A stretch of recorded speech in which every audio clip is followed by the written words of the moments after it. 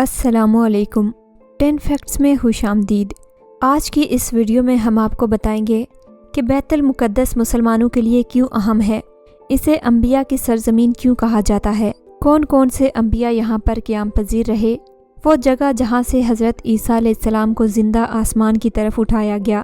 مزید آگے بڑھنے سے پہلے آپ سے گزارش ہے کہ 10 فیکٹس کو سبسکرائب کیجئے اور نیچے دیے گئے بیل کے آئیکن کو بھی دبا دیں تاکہ آنے والی مزید دلچسپ ویڈیوز آپ کو مل سکیں۔ بیت المقدس اور سرزمین فلسطین ہمارے لیے کیوں اہم ہے اور ہم اس پر اپنی جانیں کیوں قربان کرتے ہیں۔ سرزمین فلسطین انبیاء علیہ السلام کا مسکن ہے۔ حضرت ابراہیم علیہ السلام نے فلسطین کی طرف ہجرت فرمائی۔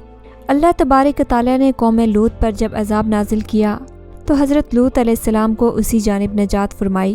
حضرت داؤد علیہ السلام نے اسی سرزمین میں سکونت اختیار کیے رکھی۔ حضرت سلیمان علیہ السلام اس ملک میں بیٹھ کر ساری دنیا پر حکومت کیا کرتے تھے۔ حضرت زکریا علیہ السلام کا محراب بھی اسی شہر میں ہے۔ حضرت موسیٰ علیہ السلام نے اس ملک کے بارے میں اپنے ساتھیوں سے کہا تھا کہ اس مقدس شہر میں داخل ہو جاؤ۔ اس شہر میں کئی معجزات وقوع پذیر ہو چکے ہیں، جن میں ایک کنواری بی بی حضرت مریم علیہ السلام کے بطن سے حضرت عیسیٰ علیہ السلام کی ولادت مبارک ہوئی۔ حضرت عیسیٰ علیہ السلام کو اسی شہر سے آسمان پر اٹھایا گیا۔ حضرت عیسیٰ علیہ السلام قیامت کو یہاں ہی اتریں گے اور اسی شہر کے مقام بابل لحد پر دجال کو قتل کریں گے۔ کہا جاتا ہے کہ یہی سرزمین فلسطین ارض محشر ہوگا۔ اسی شہر سے یاجوج اور ماجوج کا زمین میں قتال اور فساد شروع ہوگا۔ اسی شہر میں ایک قصہ طالوت اور جالوت کا بھی ہے۔ المقدس یعنی مسجد اقصی مسلمانوں کا قبلہ اول بھی ہے۔ معراج پر جانے سے پہلے رسول کریم صلی اللہ علیہ وآلہ وسلم بیت المقدس تشریف لائے اور مسجد اقصی میں تمام انبیاء اکرام کی امامت کے فرائض سر انجام دیے۔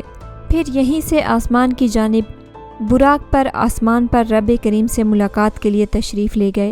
سیدنا ابو ذر رضی اللہ تعالیٰ عنہ فرماتے ہیں کہ میں نے رسول اللہ صلی اللہ علیہ وآلہ وسلم سے سنا کہ زمین پر سب سے پہلی مسجد مسجد الحرام یعنی خانہ کعبہ تھی۔ اس کے 40 سال بعد مسجد اقصی تعمیر ہوئی۔ نبی کریم کے جسمانی وصال کے بعد حضرت ابو بکر رضی اللہ تعالیٰ عنہ کو ارتاد کے فتنے اور دیگر کئی مشکلات سے نمٹنے کے لیے عسکری اور افرادی قوت کی اشد ضرورت تھی، لیکن اس کے باوجود آپ رضی اللہ تعالیٰ عنہ نے فلسطین یعنی شام کی طرف آپ کا تیار کردہ لشکر بھیجنا مناسب سمجھا۔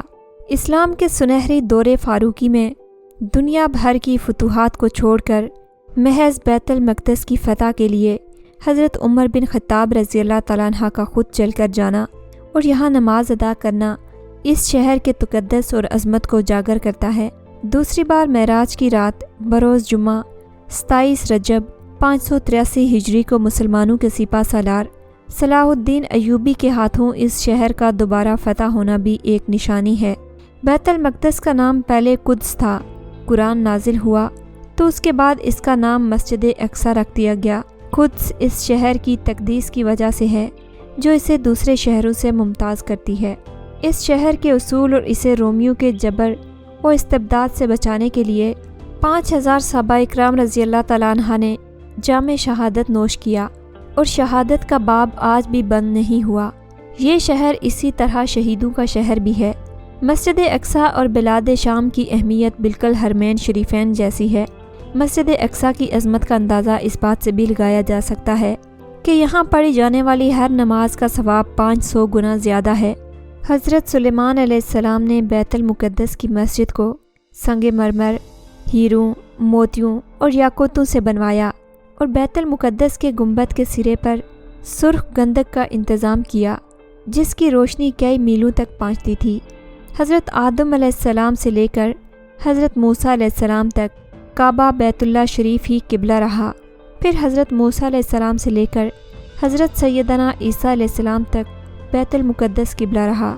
ہجرت کے بعد مدینہ منورہ میں مسلمانوں نے 16 یا 17 مہینے تک بیت المقدس کی طرف رخ کر کے نمازیں پڑھی۔